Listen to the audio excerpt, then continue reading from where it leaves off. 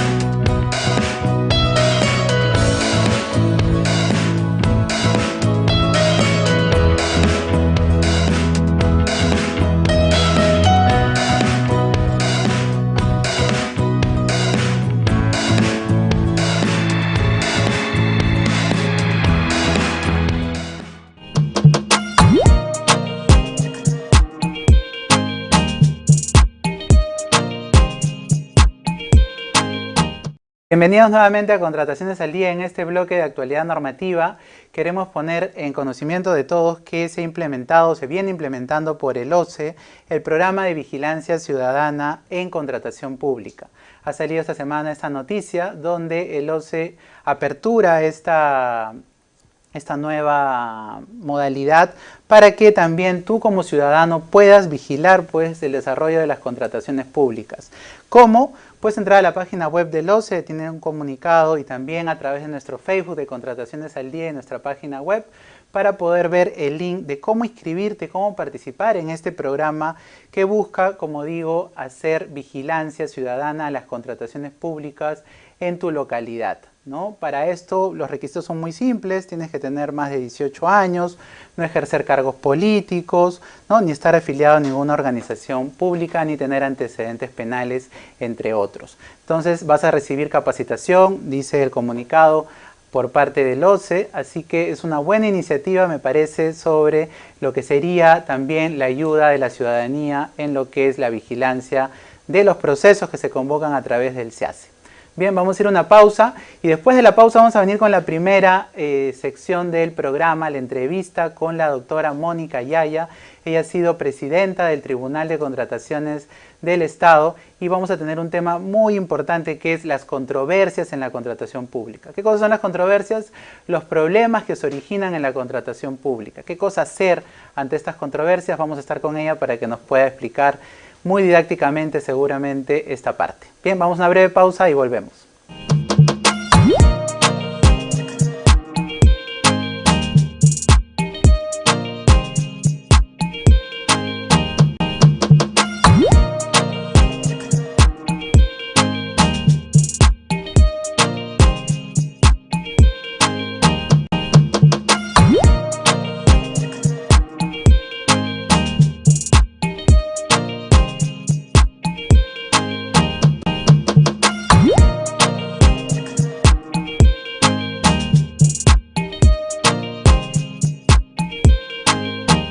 Ya estamos de vuelta con el programa y estamos con una súper invitada, la doctora Mónica Yaya. Creo que ya está conectada con nosotros. Mónica, buenos días, bienvenida. Gracias por estar con nosotros. Buenos días, Adolfo. Es un gusto estar con ustedes hoy día en una fecha tan importante y me siento halagada con la invitación que ustedes me hacen para participar de este programa tan importante para el desarrollo nacional. Felicitaciones. Gracias. Sí, es el primer programa en contratación pública. Estamos tratando de llevar la contratación y el abastecimiento, Mónica, un tema que a veces suena un poco aburrido, quizás para algunas personas, o quizás muy tedioso, ¿no?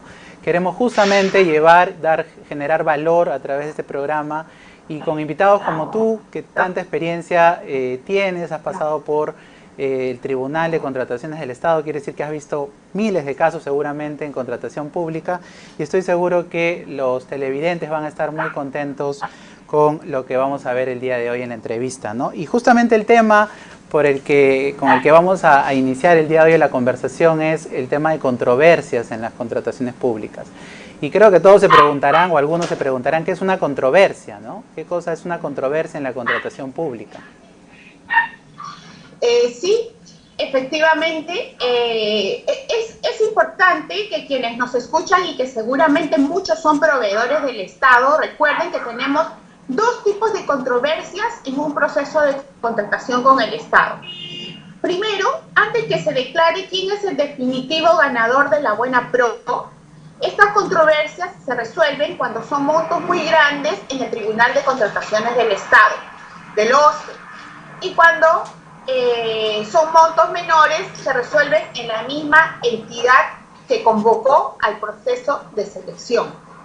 Pero tenemos otro tipo de controversias de las que muy pocos se ocupan y sobre el que algunos proveedores no piensan quizás mucho porque su primera intención, digamos, sus expectativas están en ganar la licitación pública. Si estamos hablando, por ejemplo, de una ejecución de obras o de una venta de medicinas, por ejemplo, ¿no?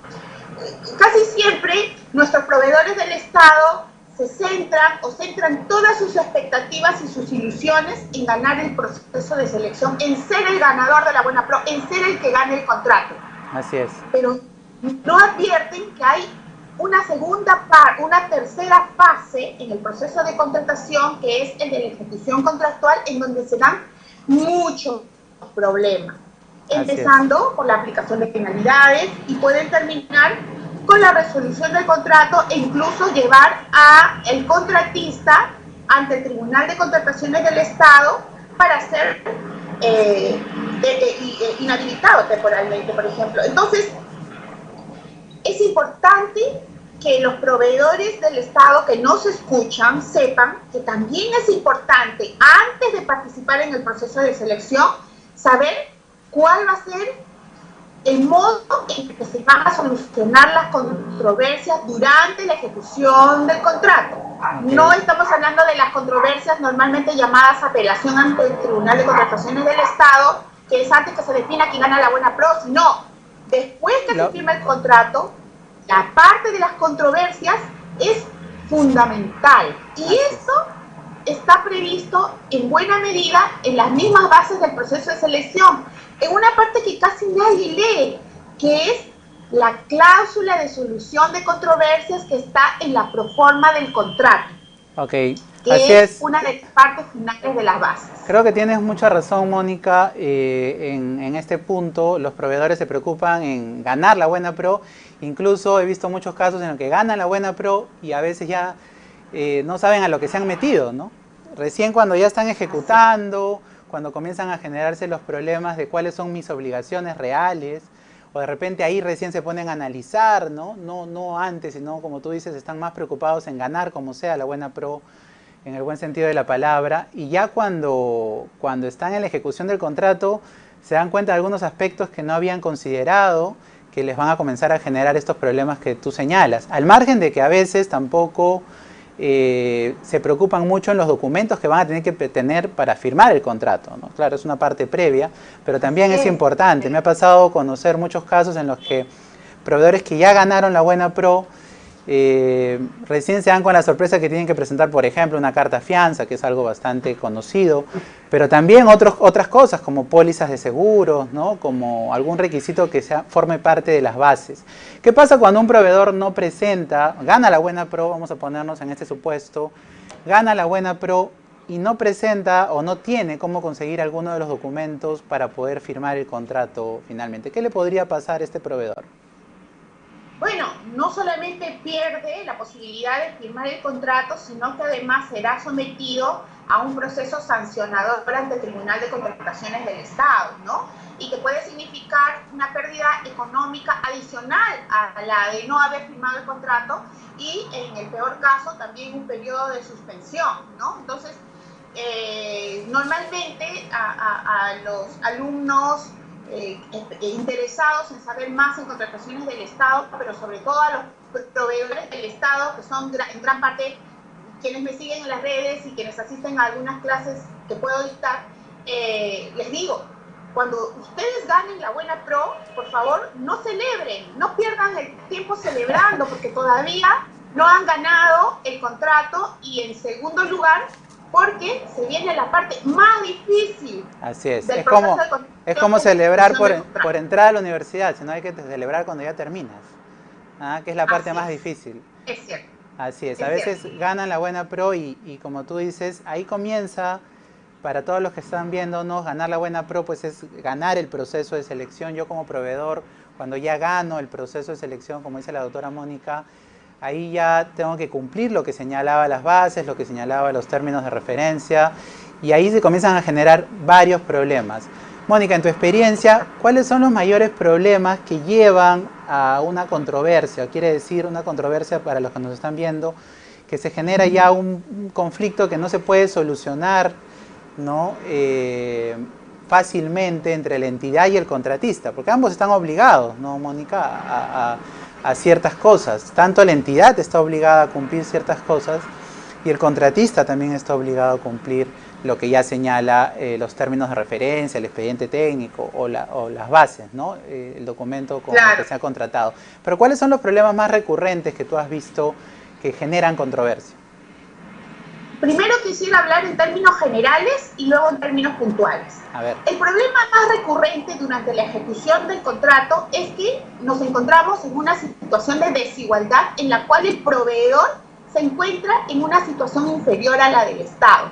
Y eso lo podemos ver en el desarrollo de una controversia, ¿no? Por ejemplo, supongamos, sucede el caso que la entidad que me contrató, la entidad pública, resuelve el contrato de manera injusta y sin seguir siquiera los procedimientos para la resolución del contrato, ¿no? Y me encuentro ante dos peligros.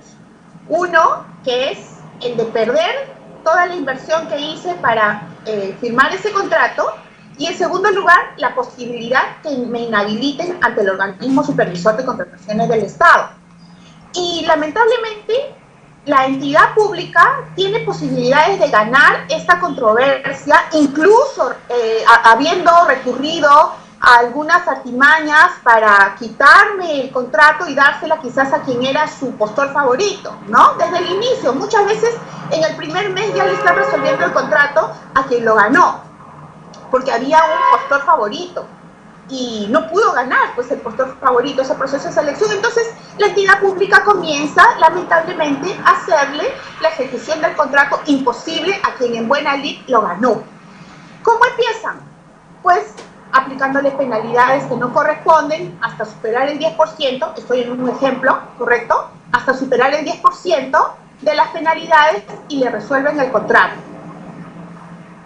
Una vez resuelto el contrato, tengo la posibilidad de iniciar un arbitraje. Olvidémonos de la conciliación, porque la conciliación no sirve para nada. Esa es la verdad. Ya. Vámonos frente al arbitraje. Atentos a los proveedores, ¿no? O sea, quiere decir que si a mí me resuelven un contrato, digamos, de forma no siguiendo los procedimientos de la norma, no notificándome de acuerdo a lo que señala la norma, ahí yo puedo irme a una conciliación o un arbitraje. Señalas que la conciliación no serviría, ¿por qué?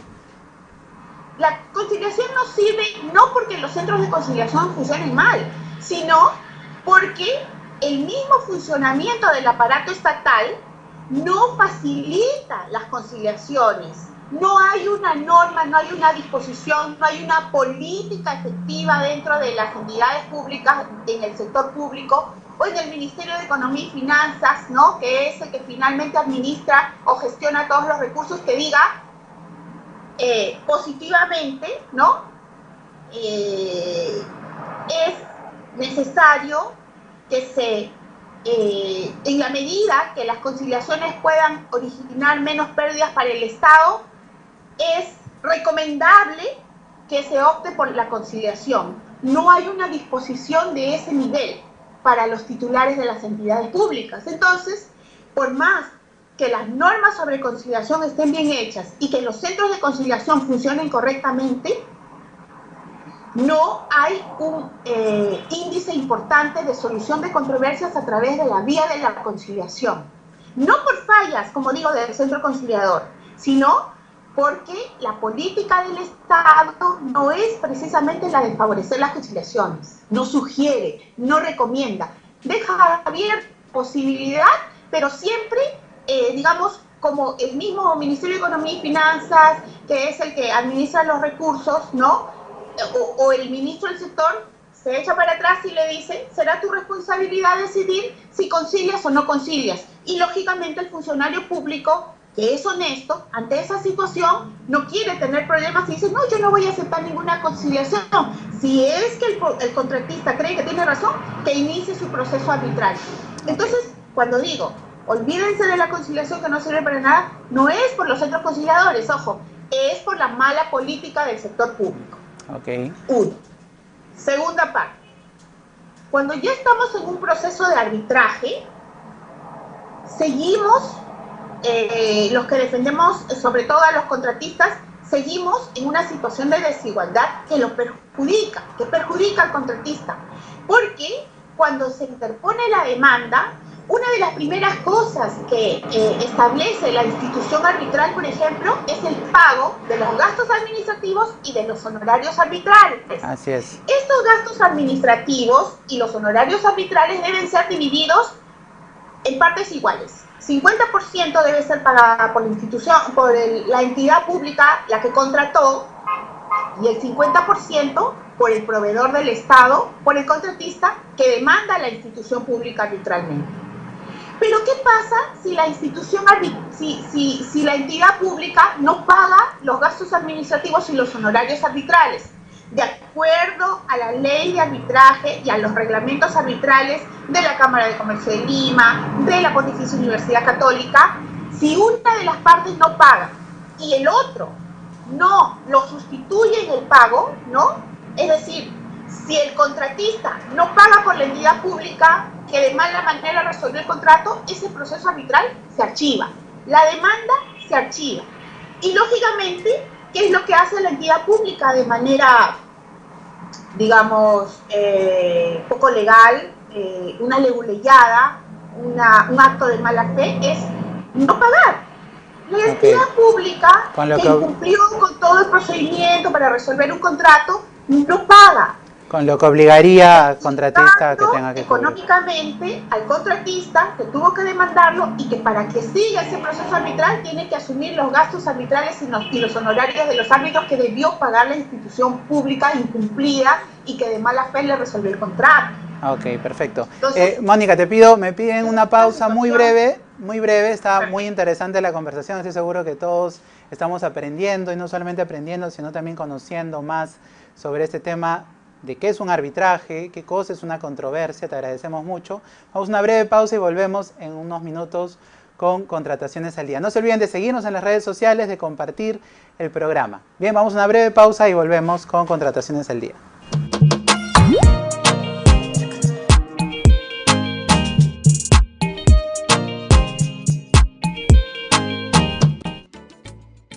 En el Centro Peruano de Estudios Gubernamentales, CEPEG, accede a nuestras clases vía stream desde nuestro campus virtual. Además de nuestra plataforma en tiempo real, podrás realizar tus evaluaciones desde la comodidad de tu casa, formular tus preguntas e interactuar con el docente y compañeros mediante nuestro chat en vivo. Además, contamos con el auspicio del Instituto Federal de Río de Janeiro en Brasil. Con nuestros diplomados y cursos especializados, aumentarás la posibilidad de ser promovido en tu centro de trabajo, mejorar tu rendimiento y consolidar tu experiencia laboral. Puedes conectarte desde cualquier parte del Perú. Amplía tus conocimientos y actualízate. No esperes más y capacítate con los mejores. Capacítate con CEPEG. CEPEG, formando expertos para un mejor estado.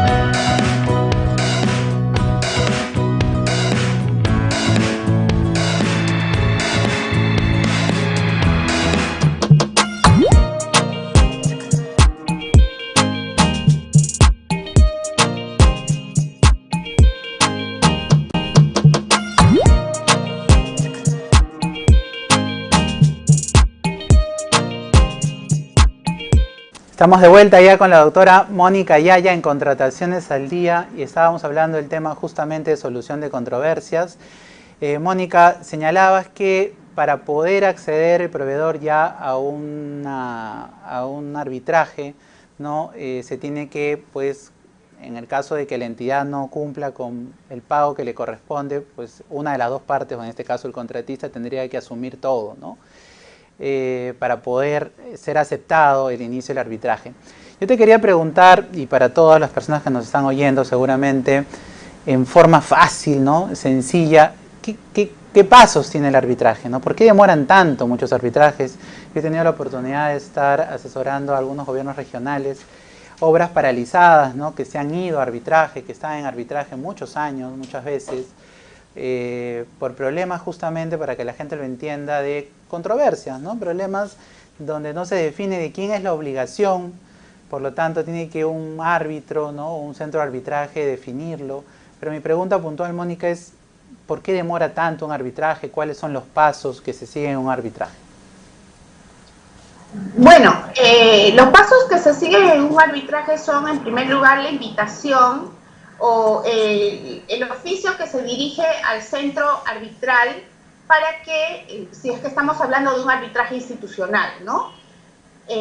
Para que comunique a la otra parte, a la entidad pública, por ejemplo, digamos, al Ministerio de Salud. Vamos a hablar en términos así de ejemplos, ¿ya? Supongamos que yo soy la empresa ABC Medicinas, a quien le ha resuelto de mala manera el contrato, y demando ante una de las instituciones arbitrales, por ejemplo, el Centro de Controversias de la Universidad Católica, demando al Ministerio de Salud. Entonces me dirijo al Centro de Controversias de la Universidad Católica y esta a su vez se comunica al Ministerio de Salud, haciéndole saber que estoy iniciando el proceso arbitral. Luego de eso recién interpongo la demanda y se otorga lógicamente un plazo a la otra parte, en el ejemplo al Ministerio de Salud, para que responda a esa demanda. ¿Cuánto es ese plazo legal? Eso depende del reglamento de arbitraje que se utilice. Me parece que son aproximadamente 10 días en el caso de la Cámara de Comercio de Lima y 10 días en el caso de la Pontificia Universidad Católica. Pero uno de los primeros problemas que se presenta y por los cuales yo creo que se demora mucho un proceso arbitral es porque lamentablemente el organismo supervisor de contrataciones del Estado hasta la fecha no emite, no publica la hace años anunciada relación de instituciones arbitrales que pueden resolver este tipo de controversias. Y esto significa que casi todas están acumuladas en la Cámara de Comercio de Lima y en la Pontificia Universidad Católica. Y eso da lugar a otro motivo de retraso, porque lamentablemente, y seguramente lo que voy a decir no va a ser mucho del agrado de estas dos instituciones arbitrales, yo estoy segura, porque pasa con algunos de mis asesorados, que los gastos arbitrales y los honorarios arbitrales fijados tanto por la Cámara de Comercio de Lima como por la Universidad Católica son muy altos. Son muy altos. Entonces, el demandante paga lo que le corresponde y la parte demandada no. En el ejemplo del Ministerio de Salud, el Ministerio de Vivienda no pagan, son caseritos no pagando los gastos y los honorarios arbitrales que deben pagar para que se solucione la controversia. Esperando lógicamente que se aplique el reglamento y que para que se siga el proceso los honorarios que debería pagar el Ministerio de Salud, que debería pagar el Estado, ¿no? Por ser parte en esta controversia. Entonces, mientras la institución arbitral le da un plazo adicional al Estado, llámese el Ministerio de Salud, llámese el Ministerio de Vivienda, para que paguen lo que les corresponde, se vence el plazo y no pagan, el centro arbitral le vuelve a dar plazo ya no al Estado, sino a quien lo demandó para que pague la parte que le corresponde al Estado, ¿verdad? En eso, por lo menos, pasa 2 meses en resolverse el tema económico para que el arbitraje prosiga, ¿no? Y lógicamente, pues, la acumulación de expedientes en la Cámara de Comercio de Lima, en la Pontificia Universidad Católica, hace que no se den abasto. Un mismo secretario se encarga, pues, de llevar adelante muchísimos procesos arbitrales. y esa creo que es la principal causa por la cual hay tanta demora. Tenemos entonces de repente, como dices, un cuello de botella ahí en el tema de los centros de arbitraje. Y ya una vez que está en proceso arbitral, ¿cuál es la demora? ¿Cuáles son los pasos que se siguen y por qué la demora que se evidencia, ¿no? En el desarrollo? Mira, yo creo que es la carga laboral que tienen estos centros de solución de controversias. Es la carga laboral, porque por ejemplo, hace como 2 meses en una de esas instituciones arbitrales nos dieron el plazo a mi asesorado le dieron el plazo para que pague lo que correspondía pagar al Estado, ¿no? Y para que no se active el proceso, mi asesorado lo pagó. Y luego de eso, bueno, uno de los integrantes del tribunal arbitral se abstuvo de seguir participando porque advirtió que tenía una incompatibilidad. Y en eso se demora, pues, en la institución arbitral un mes más en determinar quién lo va a sustituir. Okay. ¿Correcto? Entonces, yo creo que son procedimientos que podrían desenvolverse mucho más rápido si estas instituciones arbitrales no tuvieran la cantidad de procesos que resuelven. Y en eso yo creo que podría el organismo supervisor de contrataciones del Estado ayudar emitiendo la relación de instituciones arbitrales que pueden encargarse de los procesos. Ahora, también hay otro tema. Lamentablemente, la Cámara de Comercio de Lima, por ejemplo, si es que en el contrato no se mencionó que específicamente la Cámara de Comercio de Lima resuelve el proceso, la controversia, pues la Cámara de Comercio de Lima no interviene, ¿no? Entonces, esas son situaciones pequeñeces que podría resolver el organismo supervisor de contrataciones del Estado, señalando claramente que cualquier institución arbitral puede resolver, o cualquiera de las instituciones arbitrales señaladas en la relación que tenga bien publicar el OCE puede resolver esta controversia sin necesidad de estar mencionadas en el contrato. Ok, Mónica, muchas gracias. Yo creo que el fin de la contratación pública, el fin de todo este tema del abastecimiento público es suscribir los contratos y ejecutarlos, ¿no? Y poder abastecer al Estado, a la sociedad de bienes, servicios y obras dentro de los plazos, ¿no? Por eso creo que todo este tema de llegar a una controversia, llegar a un arbitraje, de, como tú dices, de repente optar por la conciliación o el medio de solución de controversia pertinente, es digamos, un tema al que no debería llegarse, ¿no? Y se llega muchas veces, a veces por injusticias, a veces por temas también de irresponsabilidad de proveedores, hay que decirlo, ¿no? Y como tú dices, a veces no saben claramente lo que van a desarrollar, pero creo que a todos nos ha servido mucho. Te agradezco mucho la conversación, Mónica. Como siempre queda corto el tiempo, así que seguramente vamos a pedirte que nos puedas acompañar en un próximo programa. Muchas gracias por estar con nosotros. Mi agradecimiento es para ustedes, una recomendación a los proveedores del Estado que se asesoren con especialistas antes de iniciar la ejecución de sus contratos, y una invocación al Estado, pues estamos en un periodo en el que se debe reactivar la economía. Hay que resolver estas situaciones de injusticia porque no todos los proveedores del Estado son Odebrecht. Muchas gracias. Muchas gracias, Mónica. Muchas gracias, Mónica. Y sí, es muy cierta la recomendación y te agradecemos, ¿no? No solo preocúpense en ganar el proceso, sino en realidad saber a qué cosas se están metiendo, cuál es la función, cuál es el servicio que van a desarrollar y poder así no tener problemas durante la ejecución del contrato. Bien, quiero recordarles a todos que CEPEC tiene un diplomado especializado en gestión de obras públicas y en las nuevas modificaciones de la ley de contrataciones, incluido pues el tema del estado de emergencia por COVID-19, que inicia el 26 de abril.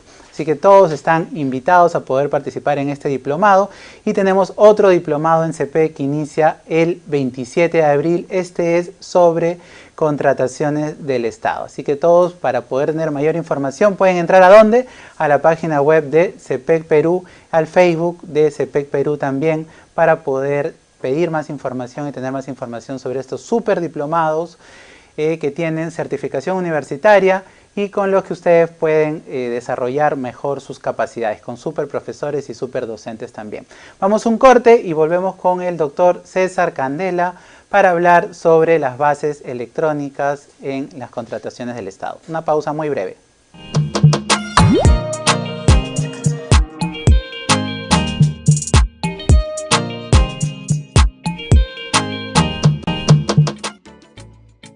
En el Centro Peruano de Estudios Gubernamentales, CEPEG, accede a nuestras clases vía stream desde nuestro campus virtual.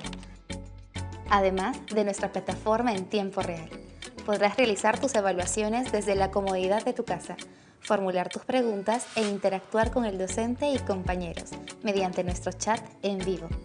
Además, contamos con el auspicio del Instituto Federal de Río de Janeiro en Brasil.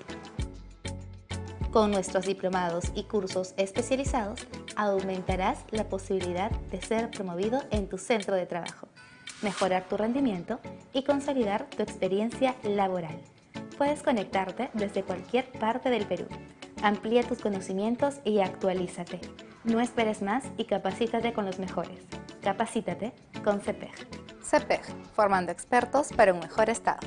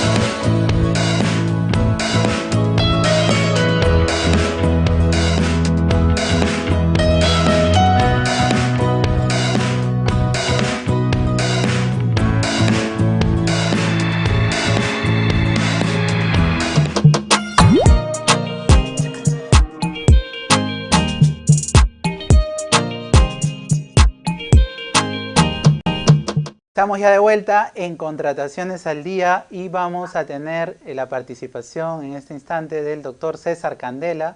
César, ¿cómo estás? Buenos días. Bienvenido al programa. ¿Qué tal? Muy buenos días. Muchas gracias una vez más por estar en tu programa. Así es, muchas gracias a ti por poder acompañarnos.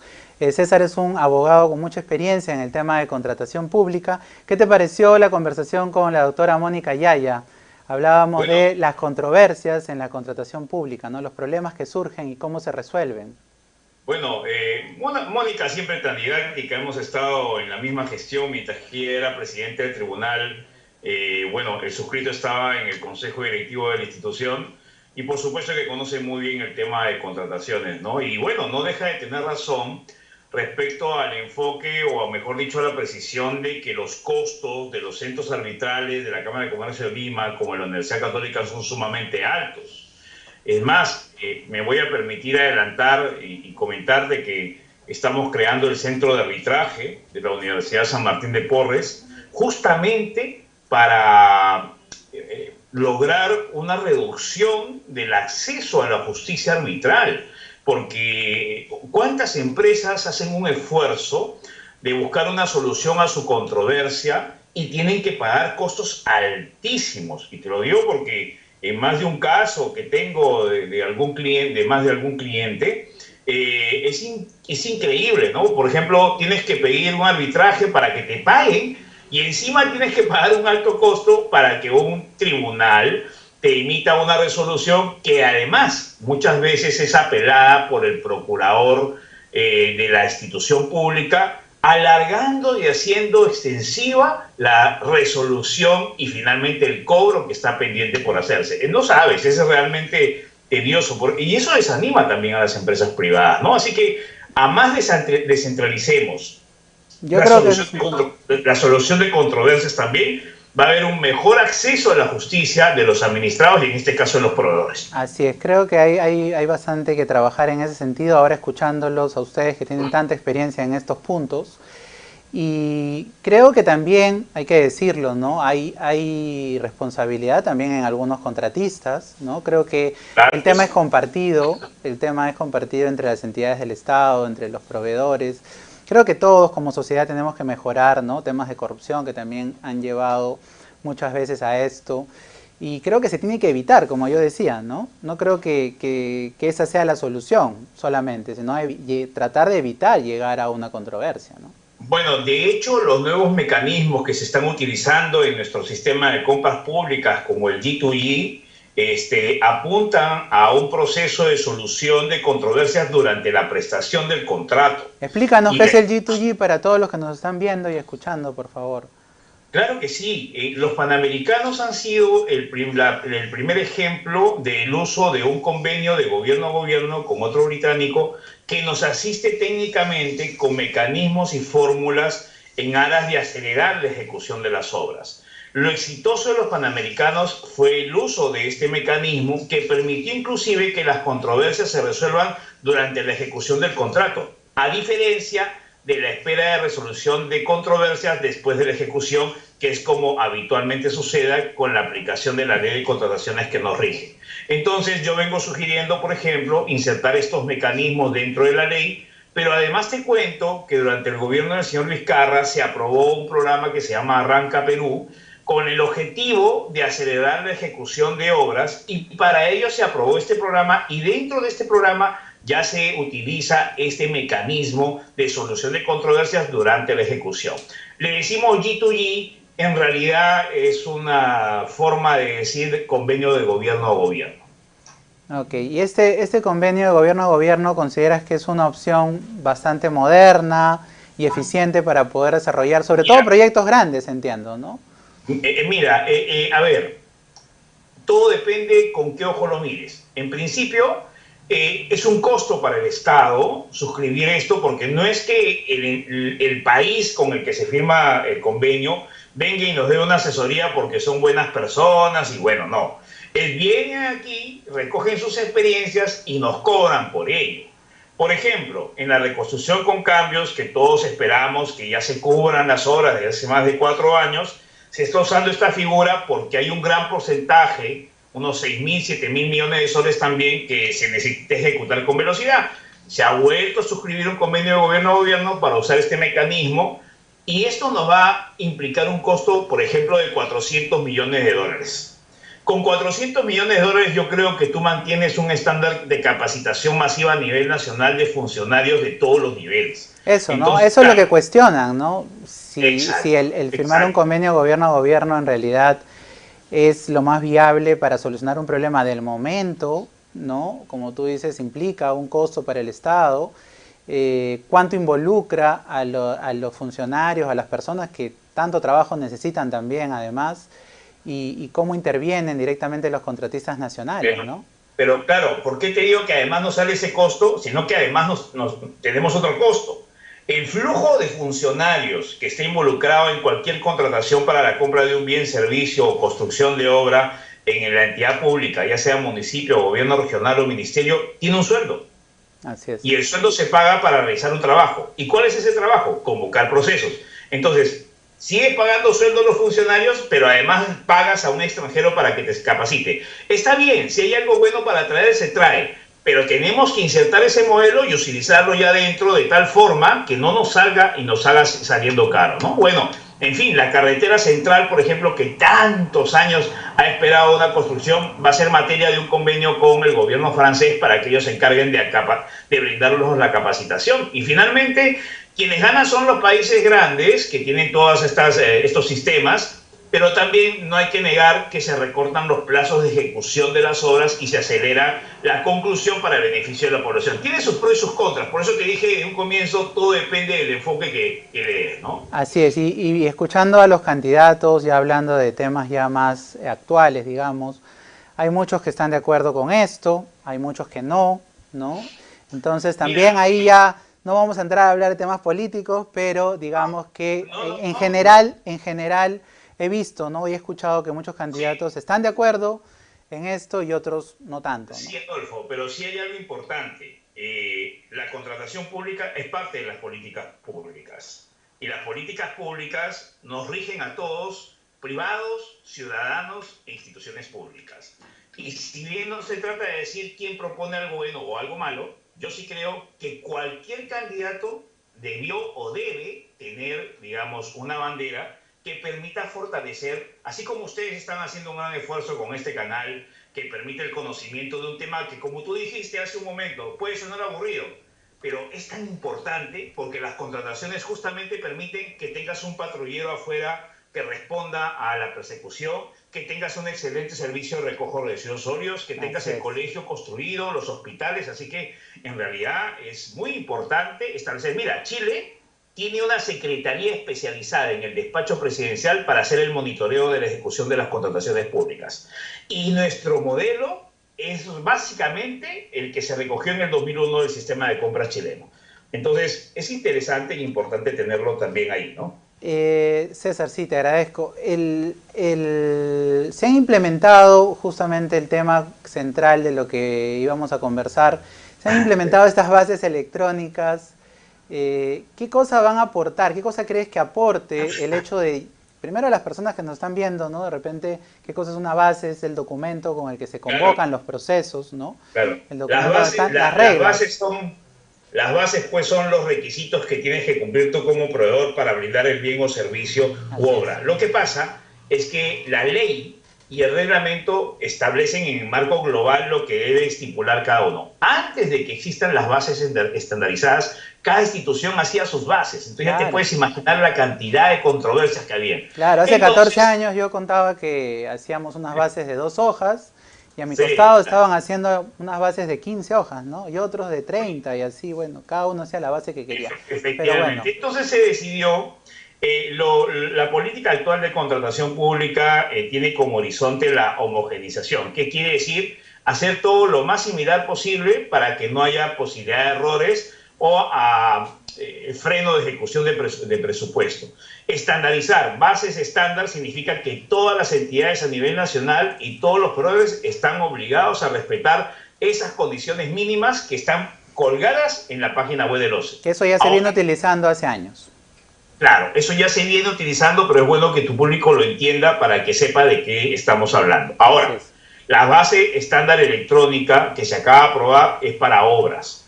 Esto me parece un paso importante porque uno de los grandes flagelos de la corrupción a nivel nacional ha sido la ejecución inadecuada de obras públicas, donde a veces se respetan o no se respetan los procedimientos y normas establecidas para las licitaciones de obras pues que implican una gran ejecución presupuestal. El Club de la Construcción, el caso Lavallato. Este tipo de documentos sin duda ayuda a homogenizar elementos como factores de reajuste, propuestas técnicas y detalles muy especializados para que todos lo cumplan, tratando de evitar de que haya una mala contratación y tratando de garantizar, como todas las bases, la implementación adecuada y el respeto de los principios como el de eficacia y eficiencia en la contratación nacional. Y la transparencia, ¿no? ¿Crees que, César, crees que esto ayude a evitar, porque todos los que están viendo, muchas personas tienen experiencia en el tema y saben que la orientación a determinado proveedor muchas veces estaba en el personal, ¿no? En el perfil del personal,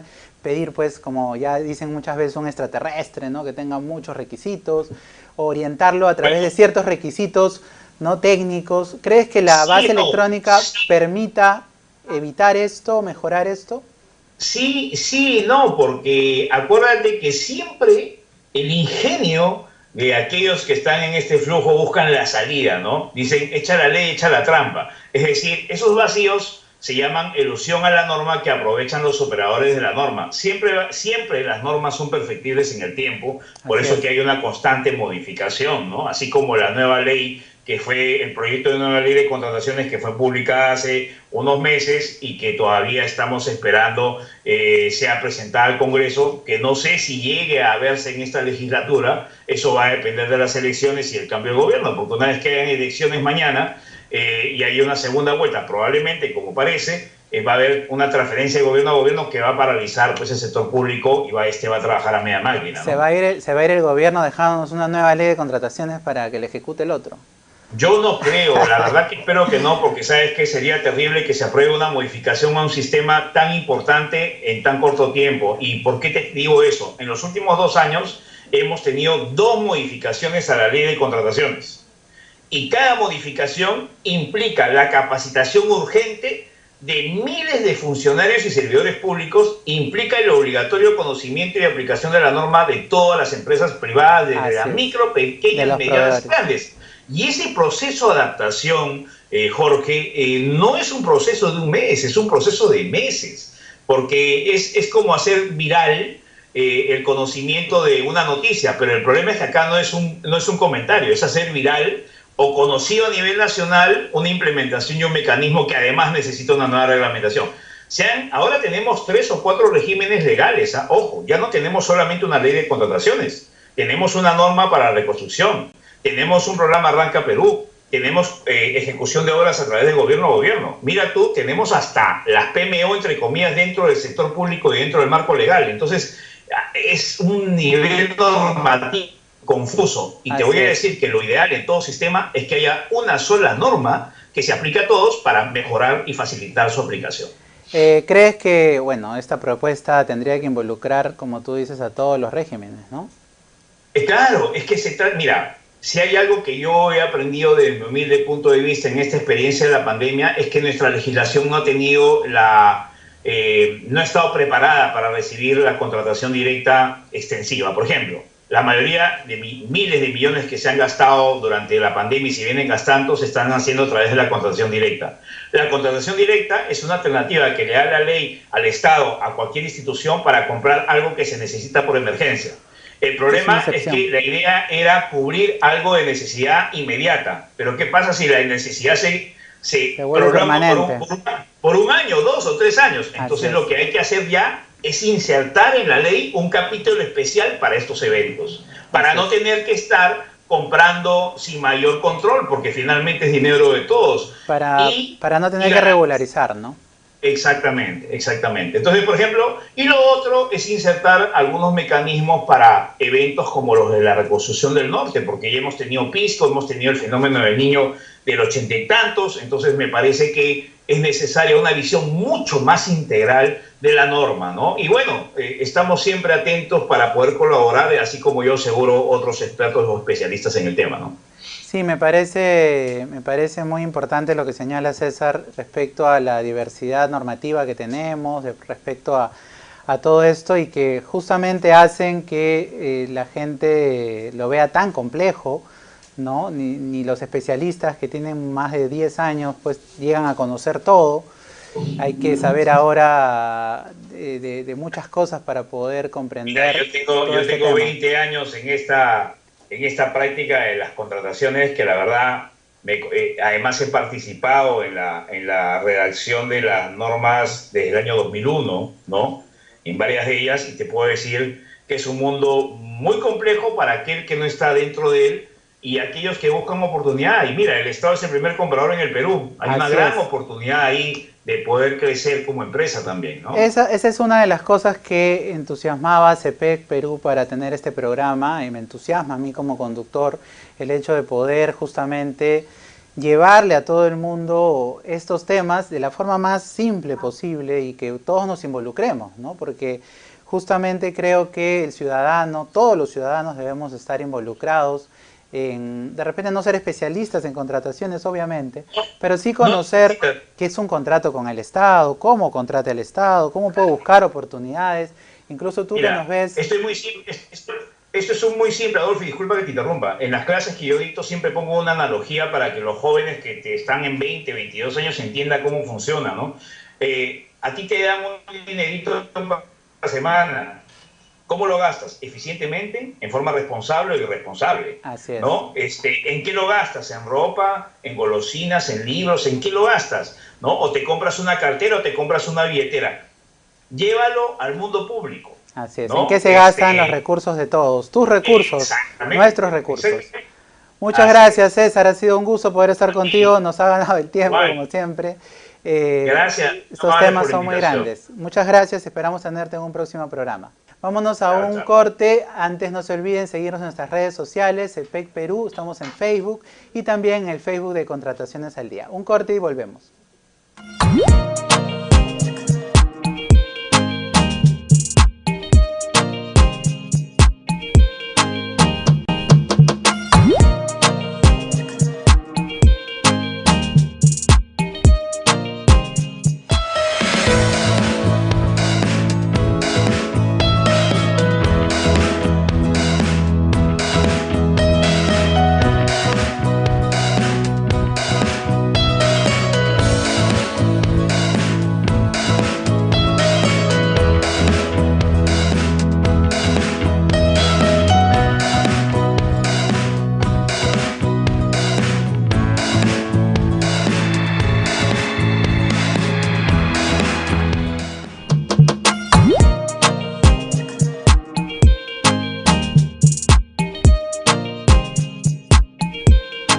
Estamos de vuelta en el programa y queremos recordarles que CEPEC tiene un diplomado con especialidad en contrataciones del Estado que inicia el 27 de abril, así como un curso práctico de preparación para la certificación por niveles OCE que inicia el 22 de abril. Estamos muy contentos de salir por la señal de cable de BHTV.